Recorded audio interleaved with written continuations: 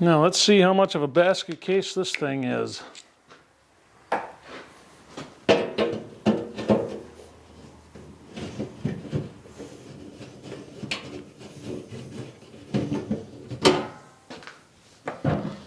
So if you've ever driven by any restaurant or anything like that, chances are you have seen one of these. You usually see them up on the roofs. And I do get the opportunity to work on way too many of them.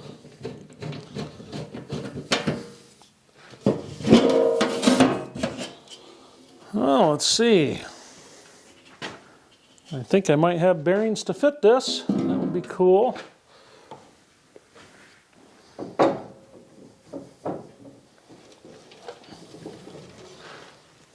Oh, look at that. Somebody left the paperwork in here. Ha!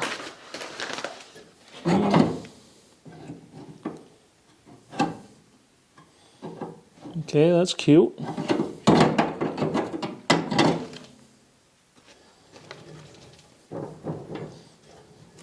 And aren't we the lucky ones, because it looks like it's just the top bearing that's shot. Even better. The motor doesn't really sound all that smooth.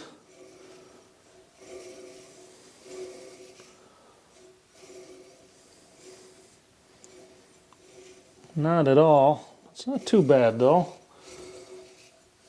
I even out once it gets running. Let's see, what do we have? So this is a 13 amp at 115 volts. So that will get its own circuit in here. I'll probably keep it at 115 volts just because it'll keep some space freed up in that panel box. Let's see how easily this thing's going to give up the ghost. Now I found the bearing to fit it. So we've got grease Zerk fittings on it. It's got a double set screw on it. This one's never been used. It's just been sitting out in the pit of despair for probably 6 or 8 years, but nothing wrong with it, nice and smooth. So let's see if we can get this thing off. Now these are not usually very easy to get apart. You see how that shaft wiggles in there? Now you're checking bearings on something like this. It's important to take the belt off, because sometimes the belt will hold it in there just tight enough to where you won't really catch that slop. So you take the belt off and give it a little wiggle up and down. And that bearing's definitely shot. It's been in there a long time. Let's see if we can get her. Ha! Never be that easy again. Get it centered best you can.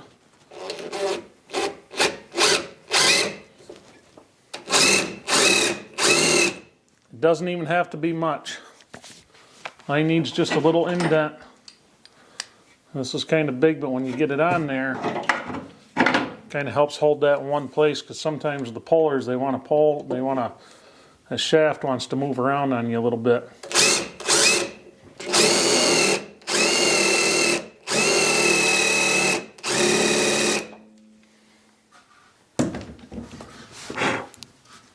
Of course, like an idiot, I didn't cover that motor up, and that's an open motor, so we'll see what happens there.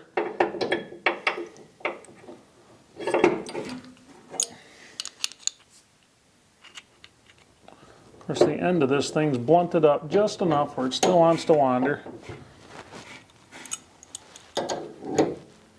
Now go slow when you're pulling these off of here, especially when you're pulling the motor shivs off, because sometimes this metal here is pretty thin and it's pretty hard, so sometimes when you're going to pull it off of there, you'll snap that right off. Oh, that's such a pain. A lot of times if I replace a motor like this, I'll get a new shiv to go with it. Granger usually carries a pretty good stock of all that stuff.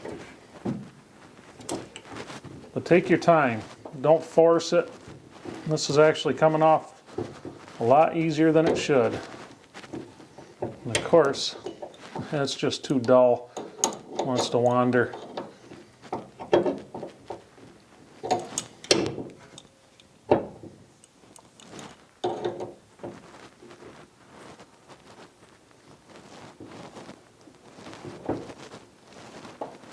Now when you're pulling this off, be careful that rod doesn't get pushed into the side of the pulley as you're coming up, because sometimes that'll gouge it and then you'll have a hell of a time getting it back on the blower shaft.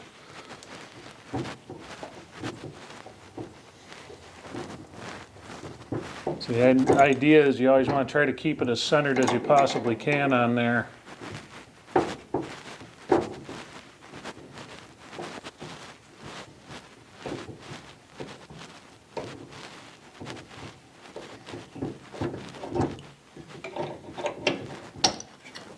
Look at that. That almost went too easy, didn't it? So there we go. Well, somebody was kind enough to grease the shit out of this.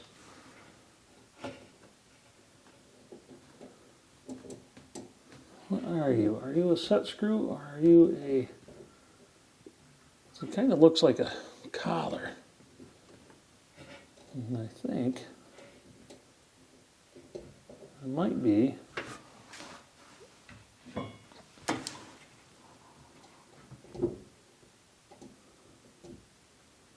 No, you look like a tiny ass little set screw. It's the smallest.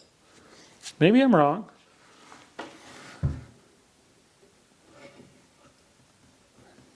That's what it is. Little set screw.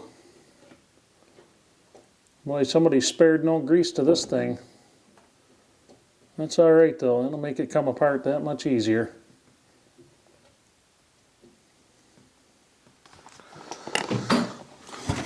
Well, going through my pile of some would call junk, I think we have a solution. It's a little bit of goofballedness, but I think we can make this work. Kind of needs to be two-jawed on this. Problem is those bearing, the yokes for those bearings, they're not flat and they're not really square to the bearing itself, so it's kind of hard to pull them with this style of puller. But we'll do the best we can anyway. These aren't even the right jaws for this thing, but let's see what happens.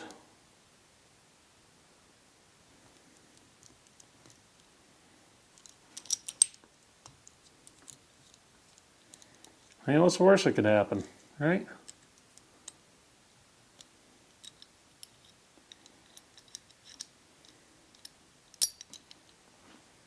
So if you're ever wondering where to get this kind of thing for the price of nothing, drive around your area when there's a lot of construction going on, especially when they're doing remodels and they're actually replacing equipment up on roofs of these places, you know, restaurants, stores, things like that. A lot of times you'll be able to find these exhaust fans that are going right in the dumpster, and as long as the squirrel cage isn't totally screwed up on them, they're really pretty easy to rebuild. There's really not a whole lot to them. I mean, the motor's easily replaced. They're not terribly expensive as far as motors go. Worst comes to worst, you could get one at Tractor Supply or Harbor Freight. You can find them in Granger's. I mean, as long as you have the right frame and the right voltage, RPM's important, things like that. Come on. Well, let's see what happens. So these will have a tendency to slip off on these bearings. Let's see if we can get enough of a grip to make this work for us. I believe those are going to be 1/2 inch.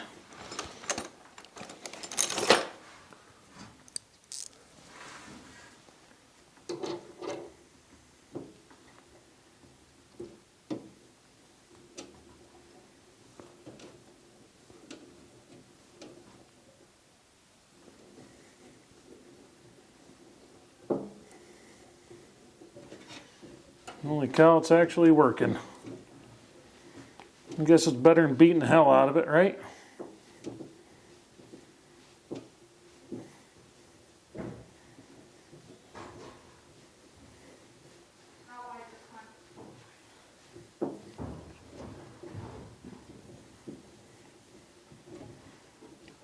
What's going on, Emma? Oh, nothing much. It's cold. It's like 43 degrees outside. No, that's not too bad. It's just cold compared to like what we've had in like the day. Yeah. It'll be better than what we're gonna get in a month from now. Yeah, that's true. It snowed on my birthday for the last 2 years. I know, right? One year I wish it would, but last year it just kind of happened. Yeah. So there we go. There's a destroyed. It's actually acts like it's worn out in the yoke more than anything. What? Talking to the camera, kid. I know. I'm just confused. That's it. I see you got this on. Yeah. It looks nice.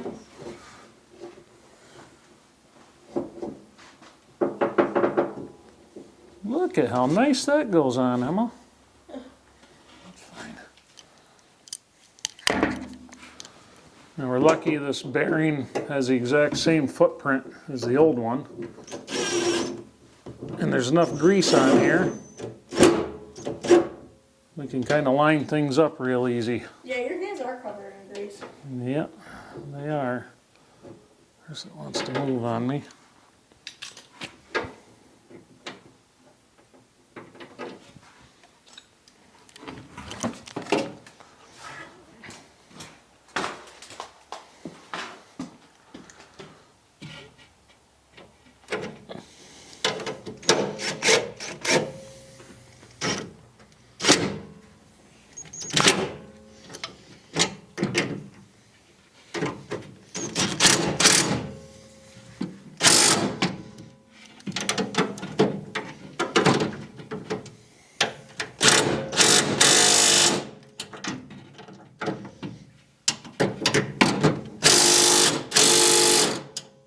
Gosh, that's a terrible sound, isn't it? Yeah, that's very loud.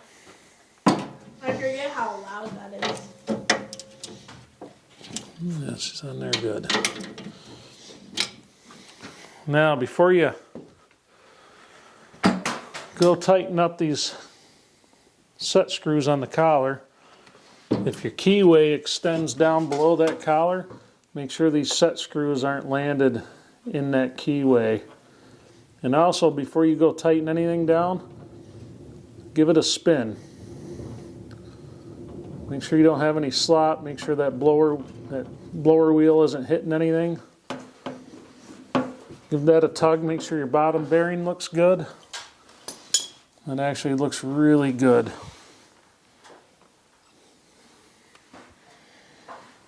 I'm just sitting up here. No, I'm not. It's not comfy. Like, you see if you could see the grease gun anywhere around here. Yeah, sure. Maybe look out in the rest of the barn. It might be. It's probably hanging up near the sawmill. Yeah, probably. I'll go look. Now, when you buy bearings, there will be a grease schedule on the bearings based on the duty, you know, the RPMs, all that good stuff. And it's going to be based on hours normally. That's kind of hard to judge if it's something that you're turning on and off on a regular basis. It's not always easy to gauge how many hours. I mean, you can get an hour meter that will, every time you put the power to this, if you apply power to that hour meter, it'll tell you exactly how long that thing's been running. And that's kind of handy if you can find one to put those in. Now, I like to grease these before I do anything else. And that's another thing when you're putting these bearings in.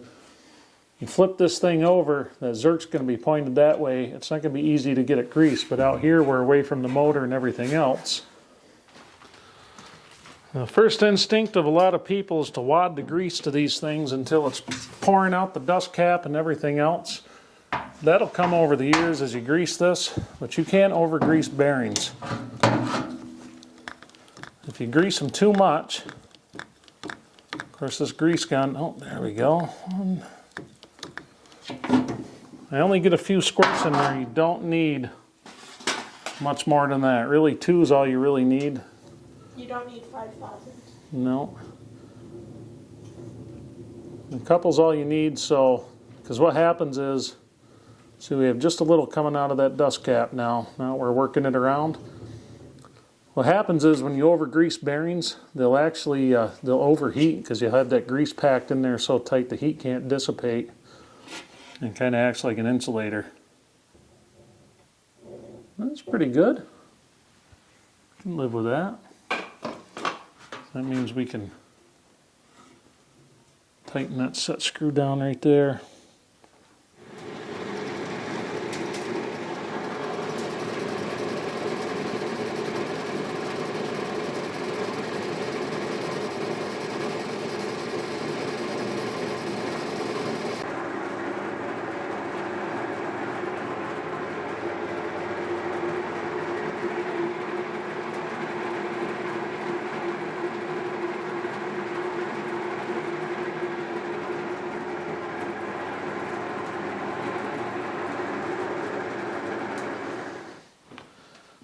Boy, this anvil is one hell of a footrest. But on the plus side, we have us a working exhaust fan. Now I tipped that up and checked the, I checked that blower wheel on there, make sure it was good because it looked a little different on the top side of it. Must be they have a balancing plate on there. I haven't really seen that before on those. Usually it's just one solid. It's usually just one solid blower wheel they put on. That's more like a turbine style. It doesn't have the fine veins like you see in your furnace, things like that. That would actually make a dandy dust collection type fan, which I might just happen to have. They set up shaft, blower, bearings, all that stuff for making such a dust collection system. And we have had a viewer that has passed away from working in a cabinet shop with melamine and stuff like that for a lot of years. So yes, it's a very valid thing. But anyway, so that's smooth enough to where I can put that on. See, this room is going to be loud. So we're going to have to do a lot of creative editing to quiet things down. And I have not learned how to take different sounds out of videos yet. So I guess I'm really going to have to learn how to do that for when we're forging, because some of you are not going to want to see nothing but music videos anytime we're in here working. But that fan right there, that's mostly going to be for when we're welding and things like that, because there's a lot of really nasty stuff when you're, especially the stick welder. MIG's not as bad because you do have an envelope of gas in there. TIG's not as bad, but none of it's really too good to be sucking up all the time. When you're using stick electrodes, sometimes there's a lot of heavy metals and stuff in there that's coming off in the smoke, and you end up sucking it up, and you can get yourself really sick in a big hurry. So that fan right there, it's actually, we're not going to put it up terribly high on the building. We're actually going to have it kind of low. It'll probably be, the top of it will probably be about 6 feet high off of the floor, somewhere in there. And the reason I'm doing that is when I'm welding and you're leaning over, seeing what you're doing when you're running your, and you're running your stick welder, smoke's all coming up in your face. And I would rather have it sucked away from me rather than have to get sucked above me and then out. I want the smoke from the welding. I want it sucked out of here just as quick as I can possibly get it out. I don't want to give it time to fill up the room, fill up the ceiling, things like that.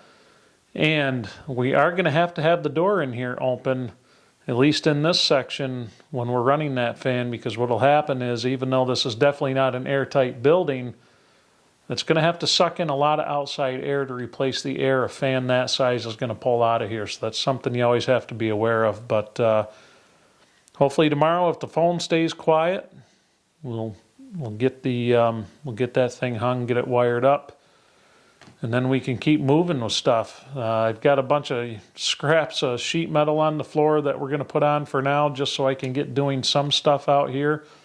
So I'm very, very leery of grinding and things like that out here yet, because it's just not ready for it. The forging doesn't bother me as much.